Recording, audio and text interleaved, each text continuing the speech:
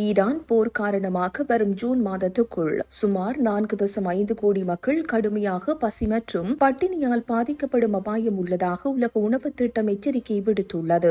மத்திய கிழக்கு பிராந்தியத்தில் தீவிரமடைந்துள்ள ஈரான் போர் உலகளாவிய உணவு பாதுகாப்பிற்கு மிகப்பெரிய அச்சுறுத்தலை ஏற்படுத்தியுள்ளதாக ஐக்கிய நாடுகள் சபையின் உலக உணவு திட்டம் தெரிவித்துள்ளது.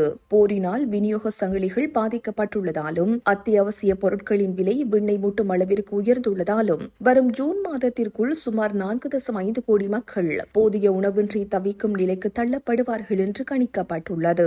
ஏற்கனவே பொருளாதார நெருக்கடியில் சிக்கியுள்ள ஈரான், சிரியா, லெபனான் மற்றும் ஏமன் போன்ற நாடுகளில் உள்ள ஏழை எளிய மக்கள் இதனால் கடுமையாக பாதிக்கப்படுவார்கள் என்று அந்த அமைப்பு கவலை தெரிவித்துள்ளது. குறிப்பாக ஹார்முஸ் நீரிணையில் நிலவும் பதற்றம் காரணமாக மசகு எண்ணெய் விலை அதிகரித்துள்ளது. இது சர்வதேச அளவில் உணவு போக்குவரத்து செலவை உயர்த்தியுள்ளது. இதனால் உலகின் பல்வேறு பகுதிகளில் உள்ள பின்தங்கிய சமூகங்களுக்கு உணவு உதவி கிடைப்பதில் பெரும் சிக்கல் ஏற்பட்டுள்ளது. தற்போதுள்ள நிதி பற்றாக்குறை மற்றும் அதிகரித்து வரும் தேவைகளை சமாளிக்க சர்வதேச சமூகம் உடனடியாக முன்வர வேண்டும் என்றும், இல்லை என்றால் தசாப்தங்களில் காணாத மிகப்பெரிய பட்டினி பேரழிவை உலகம் சந்திக்க நேரிடும் என்றும் உலக உணவு திட்டத்தின் அறிக்கையில் எச்சரிக்கப்பட்டுள்ளது.